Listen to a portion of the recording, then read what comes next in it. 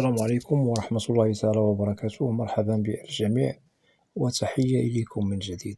برنامج اليوم هو برنامج مهم موجه خاصة إلى الإخوة والأخوات الذين لديهم تساؤل: هل ممكن لنا استرداد يعني المبلغ الذي نقوم يعني بأدائه كرسوم على تأشيرة دخول إلى الولايات المتحدة الأمريكية؟ إذن هذا التساؤل سوف نجيب عليه بالواضح في البرنامج، ولا بأس إن استفدتم من البرنامج أن تقوموا بمشاركته مع الأصدقاء والأحبة، هذا كله لكي تعم الفائدة، ولا تنسوا أن تشتركوا في القناة. إذن بالنسبة للتساؤل المطروح من طرف إخوة وأخوات: هل ممكن لنا أن نسترد المبلغ الذي ندفعه على تأشيرة دخول إلى الولايات المتحدة الأمريكية؟ هنا سوف نجيب بالواضح وبصريح العبارة: جميع أنواع تأشيرات دخول إلى أمريكا، سواء تأشيرة هجرة التي تخول لكم الحصول على الإقامة الدائمة، وكذلك تأشيرات لغير الهجرة التي لا تخول لكم يعني الإقامة الدائمة، فقط هناك وقت يمكثه يعني المعني بالتأشيرة وعليه العودة إلى بلده الأم.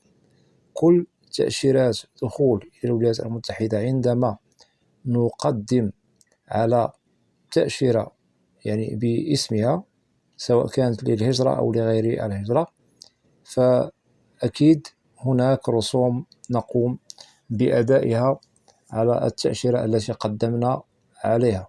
وكل تأشيرة أكيد هناك مبلغ أو ثمن نؤديه كرسوم. تأشيرة سياحة ليست هي تأشيرة هجرة عن طريق القرعة الأمريكية أو عن طريق الشمل العائلي. كل تأشيرة رسومها تختلف عن تأشيرة أخرى، هذا للتأكيد. إذن عندما نقدم على تأشيرة الدخول إلى أمريكا ونقوم بأداء رسوم هذه التأشيرة ونتوصل يعني برسالة الموعد والمقابلة لإتمام الإجراءات بالسفارة أو القنصلية الأمريكية، في حالة أن شخصا قام بأداء الرسوم المتعلقة بالتأشيرة التي قدم عليها وأتمم إجراءات المقابلة بالسفارة أو القنصلية، ونفرض مثلا رفضت له التأشيرة، فأكيد لا يمكنه أن يسترد هذه الرسوم أو هذا المبلغ الذي دفعه. هذا هو القانون الساري على كل تأشيرة باسمها. ولكي تستفيدوا أكثر وأكثر، سبق لنا أن وضحنا نقاط مهمة عن هذا التساؤل المطروح من طرفكم، هذا كله عبر القناة، وأدعوكم للعودة إلى هذا البرنامج وسوف تستفيدوا أكثر وأكثر.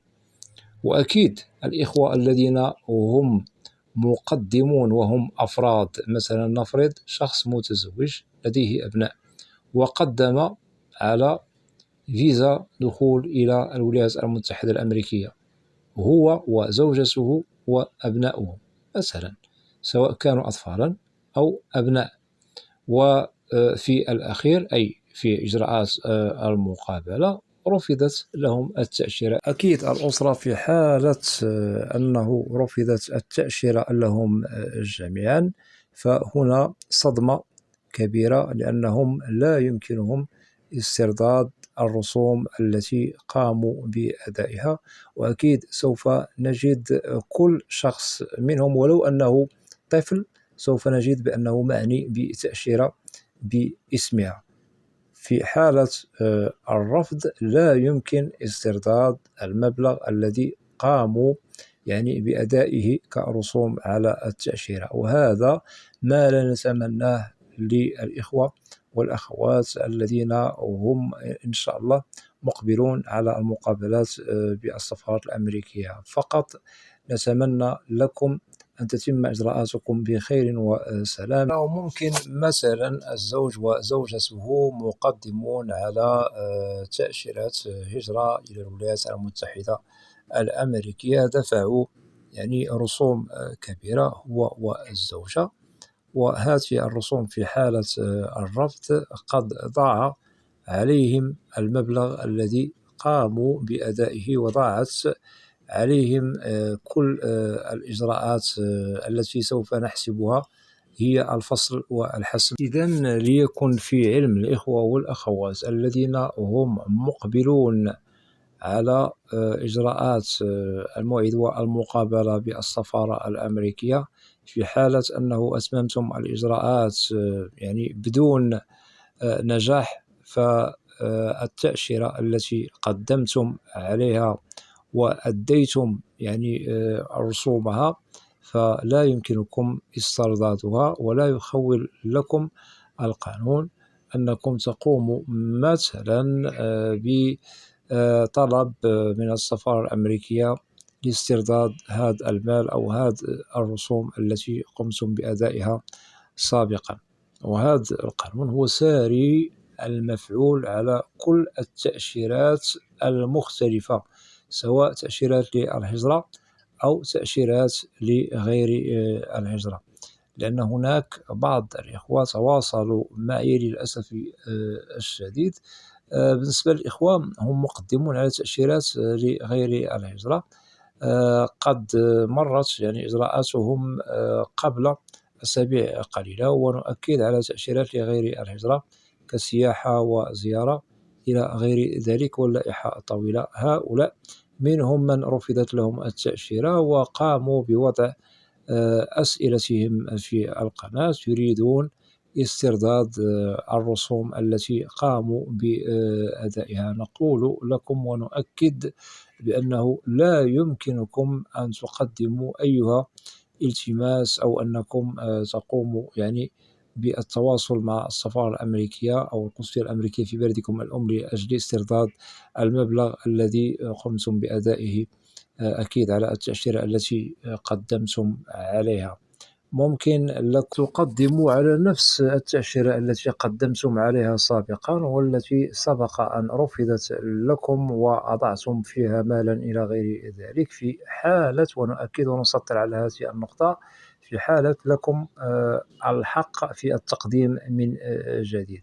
في حالة أن هناك شرط لا تتوفرون عليه وقد تسبب لكم في الرفض، فقانون هذه التأشيرة يخول لكم أن تقدموا من جديد، ليس هناك من مشكلة. أما في حالة أنه هناك سبب هو مرفوض أساسا وقد تسبب لكم في رفض التأشيرة لكم، فلا يمكنكم التقديم من جديد على التأشيرة التي سبق أن رفضت لكم. وسبق لي أنني وضحت نقاط مهمة عن هذه النقاط التي وضحتها لكم الآن عبر القناة، ممكن لكم العودة إليها وسوف تستفيدوا أكثر وأكثر. إذن للتأكيد، كل إخوة والأخوات الذين هم معنيون بالمواعيد والمقابلات بالسفارات الأمريكية، سواء أنكم مقدمون على أيها تأشيرة، في حالة الرفض فهنا لا يمكنكم أن تقوموا بمطالبة استرداد المبلغ الذي دفعتموه كرسوم على التأشيرة التي قدمتموها. هذا للتأكيد. وليعلم الجميع، أكيد تأشيرات الهجرة إلى الولايات المتحدة الأمريكية تتطلب رسوم أكبر من الرسوم التي نقوم بأدائها على مثلا على فيزا سياحة أو زيارة. هذا للتأكيد. فتختلف رسوم كل تأشيرة عن تأشيرة أخرى. تأشيرات الهجرة إلى الولايات المتحدة الأمريكية أكيد الرسوم المؤداة عليها هي كبيرة عكس تأشيرات لغير الهجرة. إذن قبل أن نجري المقابلة وقبل أن نتوصل بالموعد والمقابلة بالسفارة الأمريكية، لازم أن نعلم بأنه هناك قانون صارم لازم احترامه. أكيد نحترم الملف الذي هو معنا، لا ننسى يعني الوثائق التي تخصنا.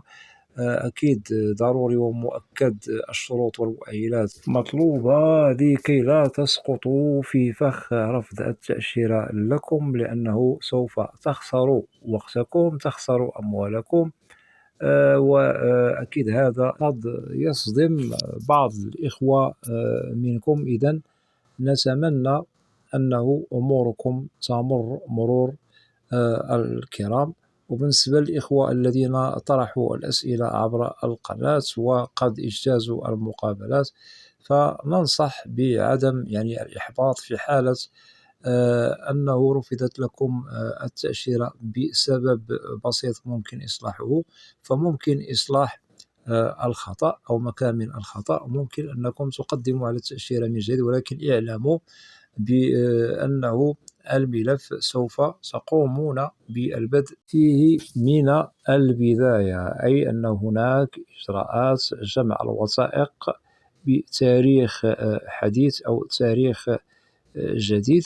كذلك نقطة مهمة، رسوم ضروري ومؤكد تقومون بأدائها من جديد على التأشيرة التي رفضت لكم سابقا. هذا هو الحل. ليس هناك من حل لاسترداد الرسوم التي قدمتم بها على التأشيرة التي تخصكم. إذا لازم علينا أن نقنع أنفسنا، وأكيد نضع في الحسبان بأن هناك قانون صارم على كل تأشيرة باسمها، سواء للهجرة أو لغير الهجرة.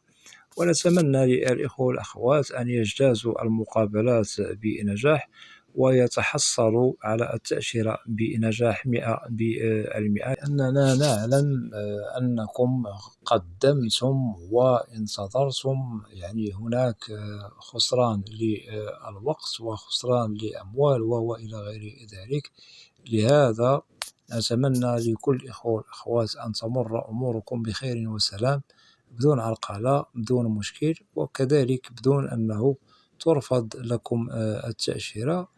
وأكيد نطلب لكم النجاح والحصول على الفيزا بسلام يوم الموعد والمقابلة، لأنه ممكن للشخص أن ينصدم بالواقع يوم المقابلة. في حالة الرفض سوف يجد بأن وقته قد نفد، وكذلك سوف يجد بأنه قد دفع مالا ولا يمكن أن يسترد هذه الرسوم التي قام بأدائها على هذه التأشيرة.